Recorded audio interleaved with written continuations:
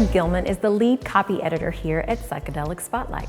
One thing he's noticed in covering the space is the resounding response we get to articles about celebrities going on the record to publicly state their support for the use of psychedelics, often relaying their personal experiences. Just what is it about celebrity endorsements that garners such a response? And can it really have a tangible effect on how public policy is determined? Hey Greg, how are you today? Hi Autumn, I'm very well. Thanks for having me. Yes, thanks for being here. I'm so excited to talk to you about celebrities. Yes, I live amongst them here in Los Angeles. That's right, that's right. So are you like totally not starstruck ever? It's usually, if I'm starstruck, it's like usually by like obscure, uh, more obscure talent that like I grew up watching. Like one time at a bar, I ran into the actor who played Sean Hunter on the sitcom Boy Meets World, which I grew up watching. Yes. And he's not very famous anymore, but like I was like, oh my God, Sean Hunter. Ah! So, but then like, I'll meet like Oscar winners and stuff, and it's like, oh hey, cool, what's up? So Right. it just depends, but for the most part, no. Yeah. Celebrities, they're just like us. Are they? Well, a lot richer, so they live in a different universe in many ways. But generally, they're very nice people, and contrary to the, I don't know, I guess it's kind of a cliche or stereotype of LA that it's full of fake people and celebrities are just jerks and they're all fake, blah, blah, blah. In my experience, I've met probably hundreds at this point, interviewed many, many on camera or for written articles, and they've all been very nice, very friendly people, and very cool. Well, that's good. I mean, our readers and viewers love to hear about celebrities and their experiences with psychedelics. So what is it about that they're so attracted to? What is it about celebrities? Well, I think we're fascinated by people we see on screen, in movies and television and sports media. We see people. I think a lot of the magic of celebrities is they represent an ideal of accomplishment that we can all strive for, whether that is in the arts or any other field. It's really just a human being who's kind of reached the top of their field, the pinnacle of what they do. And so I think they serve as role models and inspiration for the public at large, or they're serving as punching bags, in the gossip rags, and we're fascinated with their personal lives. And we also, I think, as a society, love building up celebrities only to tear them down. I've seen it many, many times. Britney Spears, Justin Bieber, good examples over my decade plus time here in LA, covering the entertainment industry. But in terms of psychedelics, celebrities really, well, I don't want to say celebrities because we have lots of celebrities who are celebrities for no reason really, but I would say actors, artists, musicians, writers, they have typically been the leaders of the counterculture, and they have kept psychedelics alive throughout, since the 50s. Cary Grant, very famous actor. There's a great documentary you can watch where it talks about how he did, I think, like 50 LSD sessions in the 50s and 60s to overcome childhood trauma and find true happiness. So stars of television and film and music have been using these since they were first introduced to the West by Mr. Wasson, who wrote about mushrooms, magic mushrooms in Life magazine in like 1957. And really recently, there's been an explosion of celebrity interest in psychedelics. Many are coming forward in the last few years and speaking about their experiences in positive and honest ways. And for what that means for the psychedelic movement overall is it's probably one of the most influential ways to normalize these psychoactive substances that were once feared drugs, and now we're seeing them as beneficial medicine in many ways, far beyond just depression and anxiety. There are so many applications, and it's really exciting as the editor of Psychedelic Spotlight to learn about all these different applications. Like every day it seems there's like a new application that one of these companies in the psychedelic medicine space is working on. And they're certainly wonder drugs in many ways, but they are also ultimately just tools to explore our consciousness. It's another way to get in touch with ourselves, to disconnect from, our crazy ADHD lives and reconnect with the spirit inside.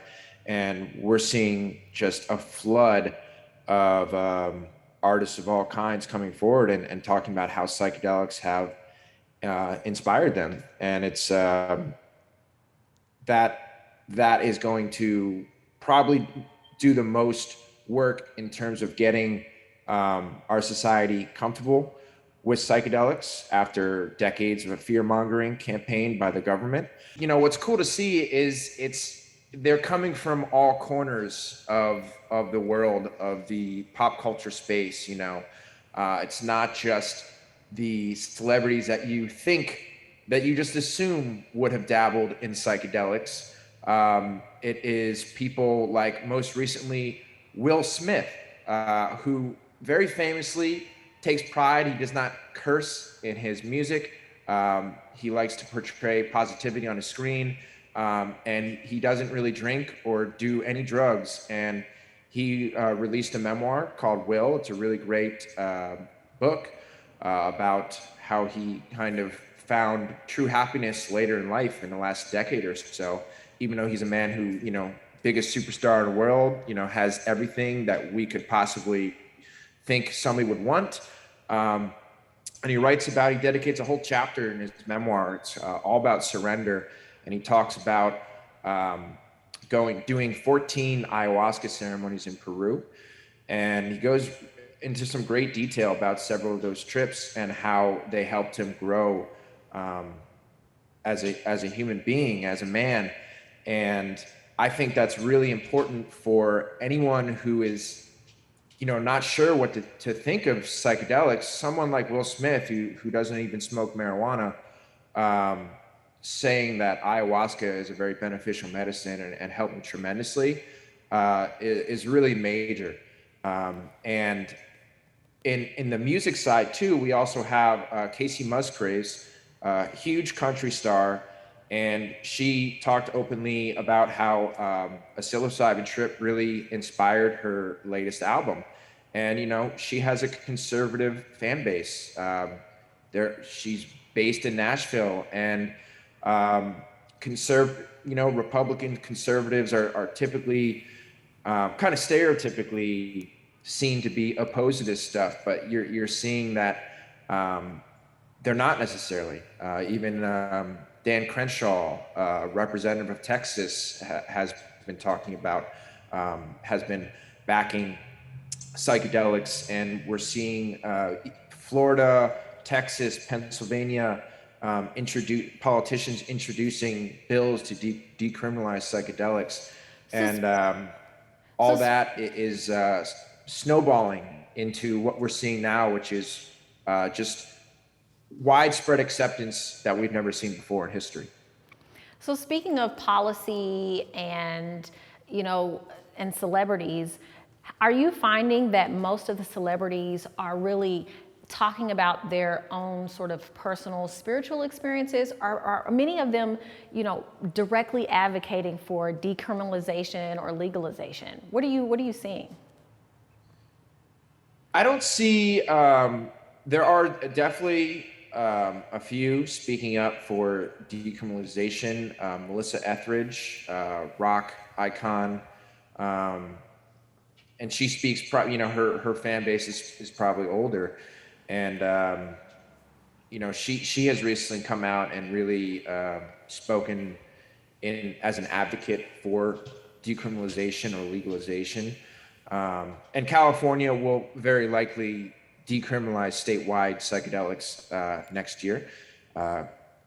And we're going to see more states follow.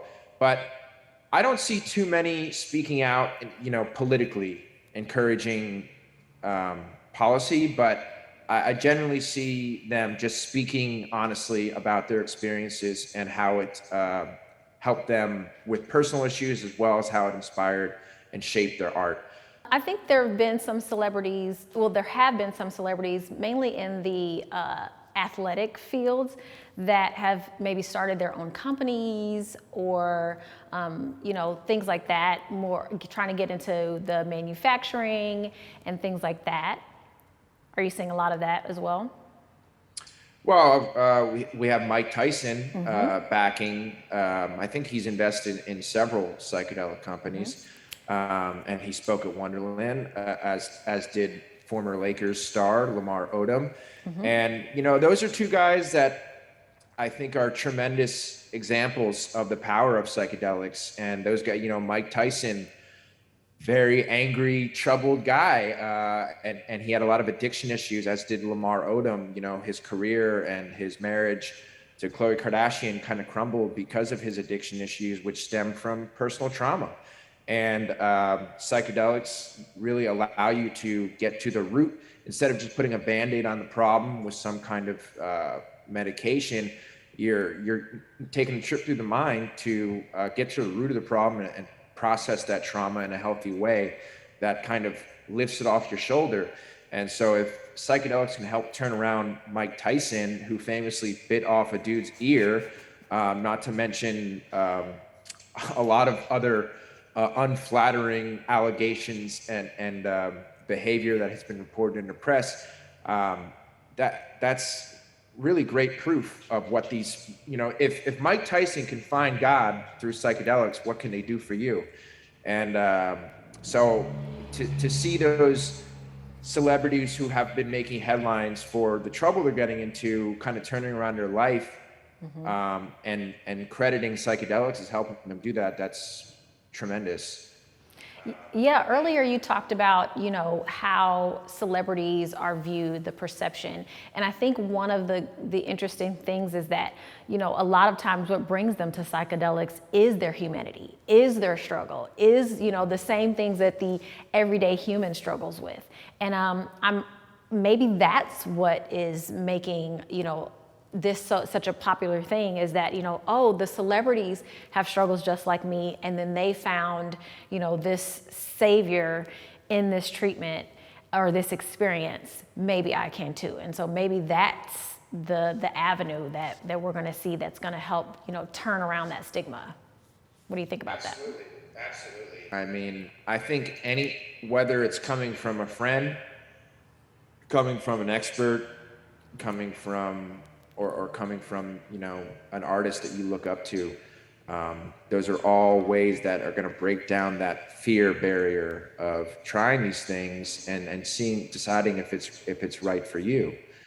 So anyone sharing their experience, honestly, is great for the movement. And obviously psychedelics, celebrities have a platform, they have, when they speak, millions of people listen, even just on their social media, not to mention, the press, which is going to is always looking for reasons to write about celebrities.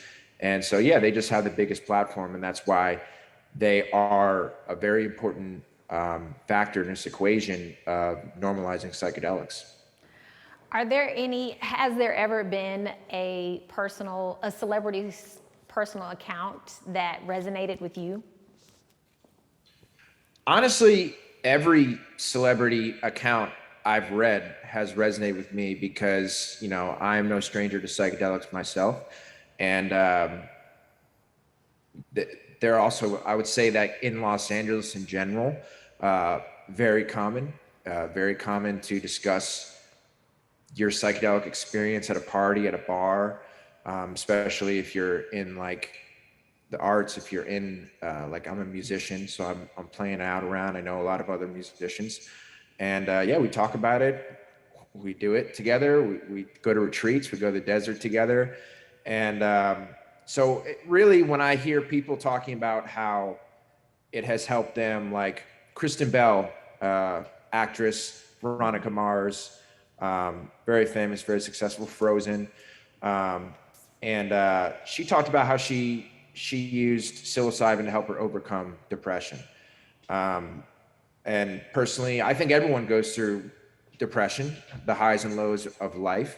But I personally have dealt with, I'd say in the last, 5 years, dealing with my own depression and overcoming that and overcoming anxiety.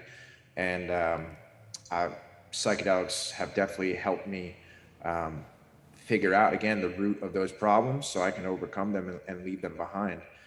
And so when I hear people talking about that specifically, it really resonates with me. And also too, a lot of artists like Lil Nas X, big, huge pop star right now, Lord, Harry Styles, they have said how psychedelics also help the creativity, inspire the artwork they're making, inspire the songs and music, whatever they're writing. And, as a singer-songwriter myself, as a writer, I can tell you that, yes, absolutely. I mean, what you're thinking about on your day-to-day is gonna influence what you're writing about, what you're making. And so if you're constantly have negativity in your mind, then that's what you're going to write about. But psychedelics really lead people to the light at the end of the tunnel. And I think that it helps them process the trauma to write about it in a more positive way, in a more powerful way too, that really resonates with listeners on a deeper level than just complaining about your recent breakup or something. But there's a lot of great music and movies and TV coming out directly inspired by psychedelics, with the creator saying, yes, this was definitely inspired by psychedelics in one way or the other. Yeah, that's great. So, psychedelics is helping with healing, and it's giving the world new creative art and music and all of that. So no wonder the celebrities are coming out and, raving about it. And, the hope is, again, that, it just helps with the charge of, this psychedelic renaissance that we're in. Just for fun, has there been any story or that you've written about or covered that just was completely, hilarious or outrageous or crazy that, you came across? Well, Matthew McConaughey writes about in his own memoir an experience, I think, doing peyote, and at least I think it was peyote.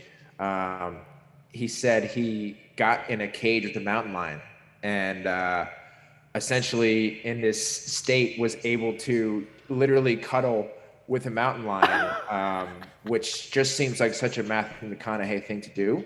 Not surprised, but that's probably the wildest story I've heard. I think if anyone is looking for great celebrity stories, you should watch on Netflix Have a Good Trip, of which we've interviewed the director, and we announced that they're going to come out with a sequel. And that is a very lighthearted comedic documentary hosted by Nick Offerman, featuring a lot of, dozens of huge iconic stars, such as Sting, such as Carrie Fisher, rest in peace, such as Anthony Bourdain, rest in peace, sharing some really fun stories about their psychedelic experiences. And you also have people like Ben Stiller, who says he did it once and never wanted to do it again because he was super uncomfortable and hated it. And that's another point I want to make too, is it's not just about the celebrities themselves, it is about the